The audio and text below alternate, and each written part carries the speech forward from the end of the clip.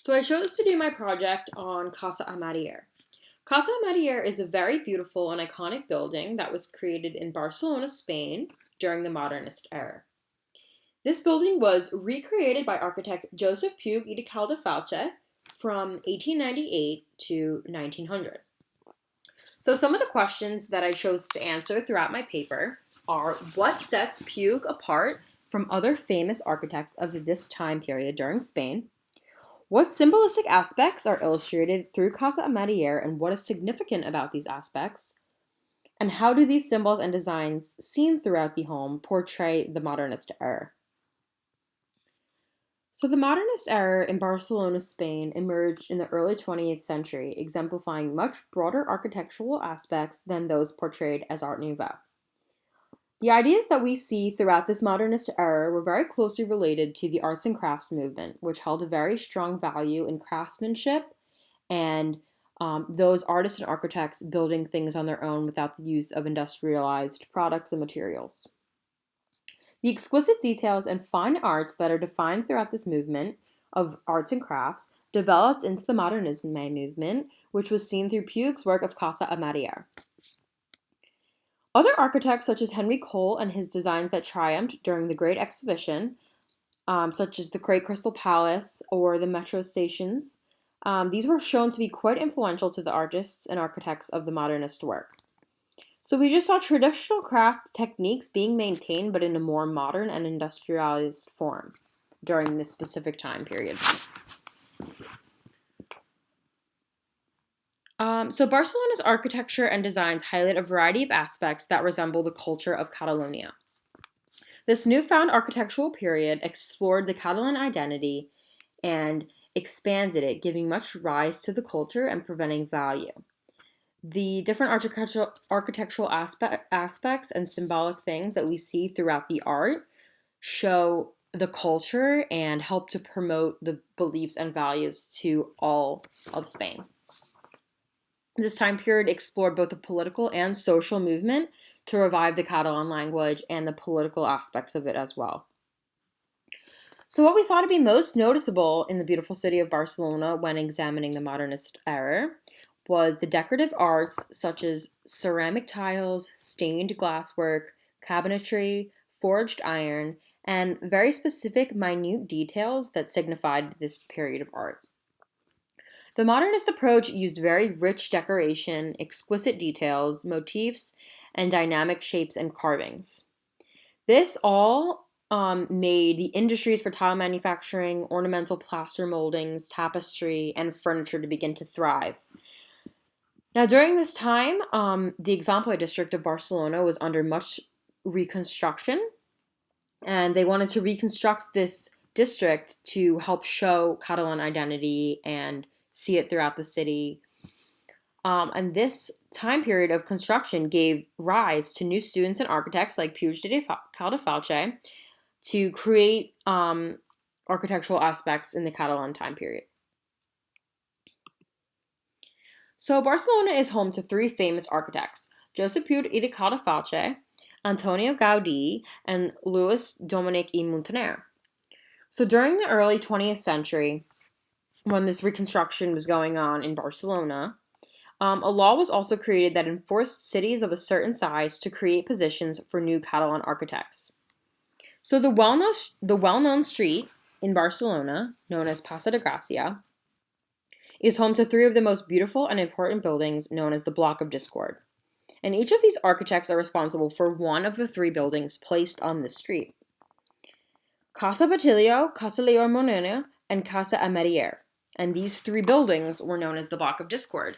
And this name came from a Greek mythology story that is regarding three goddesses in competition for beauty, which now signify the three beautiful buildings that are shown on the street. So Josep Puig i de Caldefalche was a famous Catalan architect, and he had a very wide variety of beautiful architectural pieces throughout Barcelona and Catalan. But he was a very complex man, being both an art historian and a political man. He went through a very great effort in order to support and defend the Catalan era and the beliefs that the people believed that they deserved and needed to be recognized. He studied many languages and the system of Catalonia for years prior before he began working within the system himself as a politician. He began to lay down the foundations for Romanesque art and integrated the revival of medieval styles into his work, such as the facade on Casa Amatller.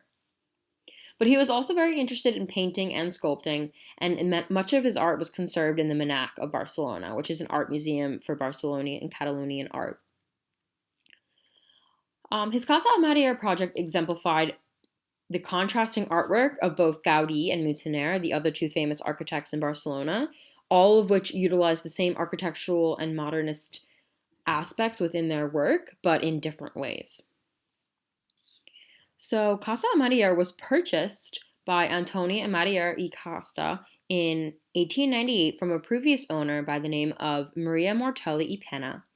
This home was originally designed by Antonio Robert Morera.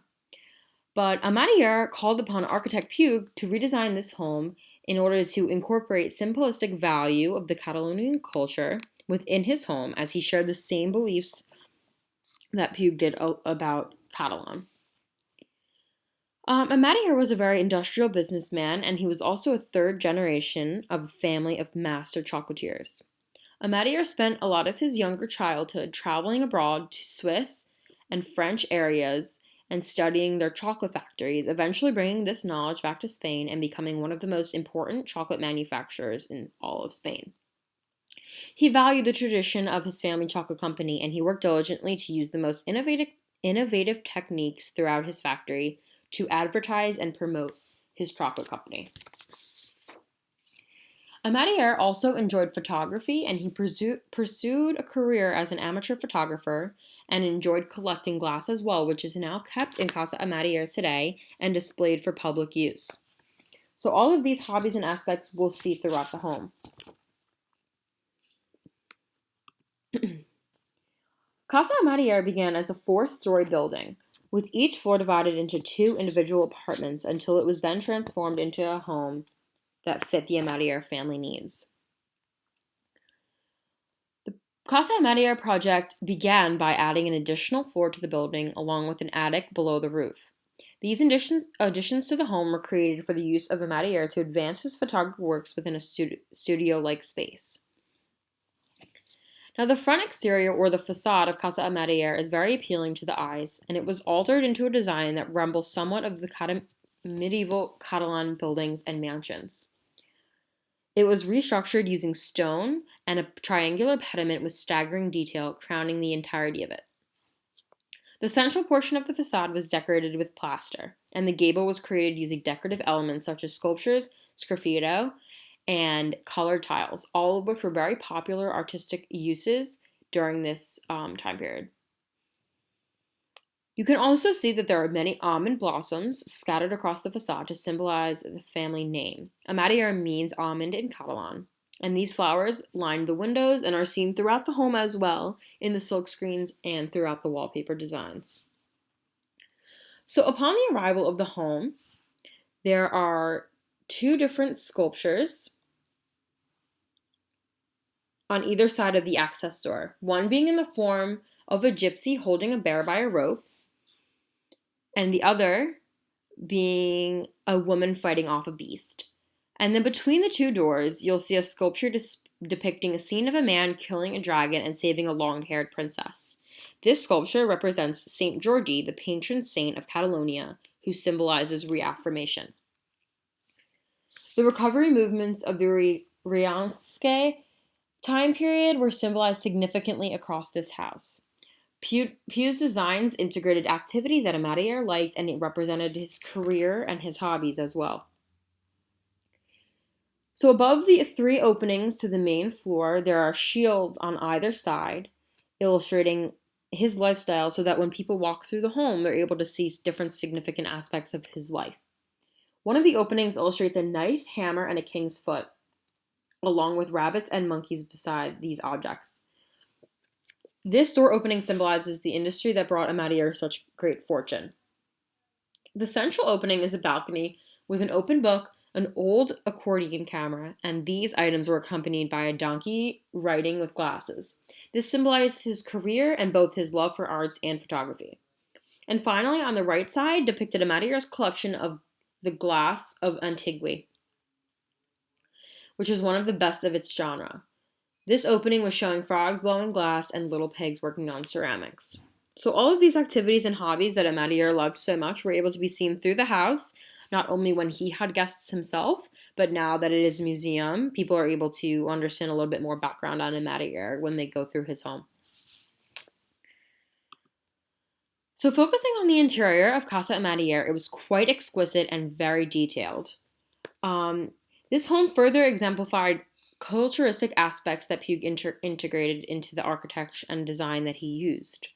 So the first floor was simply used for the garage and commonly used for the servants' quarters, the kitchen, and the entrance to the garden, along with a very elegant interior stairwell. There were two different stairwells. The main stairwell, when you walk right into the home, which maintains a very medieval design that is seen throughout the house. The other staircase was used mainly for the servants and other guests that may be coming in, and this also was an elevator at one time that still does work. But the main staircase was used by important guests and the Amatller family when they walked into the home. So the entrance to the main apartment, there was a door located on the second floor of the building once you walk up the main staircase. You'll see as you walk up this staircase that there is edged plaster decorations on the walls combined with very remarkable tile work and paintings that highlight different parts of the Modernisme artwork and architectural designs. The main apartment area consisted of the entirety of the second floor of the apartment as opposed to what was originally seen before the reconstruction, which was numerous different apartments within this home. Each room was constructed to meet the specific needs of the Amatller family. The side of the apartment that overlooked the street Casa de Gracia had two different bedrooms.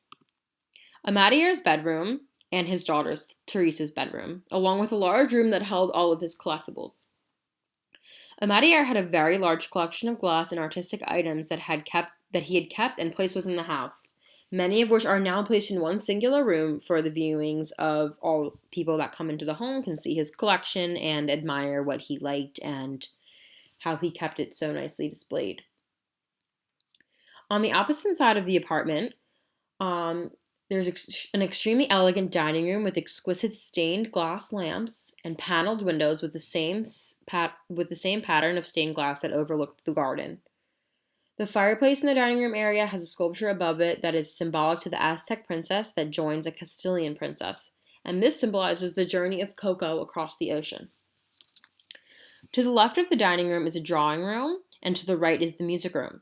The music room had an instrument on display along with the graphics of a Catalonian poetry that lined the walls above a lovely hand-painted wallpaper. The Catalonian writing was believed to be covered by Teresa for a short time during the modernistic period because it was illegal to represent these Catalan beliefs. All of the ceilings were quite exquisite, each with different carvings or paintings and stained glass lamps and windows. Antonio Amatllier's room was quite masculine. It was much red wallpaper and very simplistic as opposed to Teresa's bedroom, which was just the opposite. It was designed with silk wallpaper, carved ceilings, and furniture that was carved from sycamore and branch oak. And both of these bedrooms connect to their own very elegant bathrooms with marble sinks and designed wallpaper throughout. The modernist decoration that is seen throughout Casa Amatller was seen on the facades of other homes, inside cafes, and in very contemporary works of art that were extended to the design of commercial materials. Puig had other projects that corresponded to the ideology of restructuring and building projects, as much of his work was in order to redesign and recreate different buildings, so it would be more modernist. Puig's artwork, we can see, was quite different than Antonio Gaudi's, which was famous for its whimsical, curvy, bright-colored, and easily identified artwork. And we saw Moutonniere, which had a much more similar design to Puig, but all of this was done in their own way, so we were able to see the personality of each architect during this modernist time, the materials that they used, and how they went about showing who they were as an artist and an architect in their work.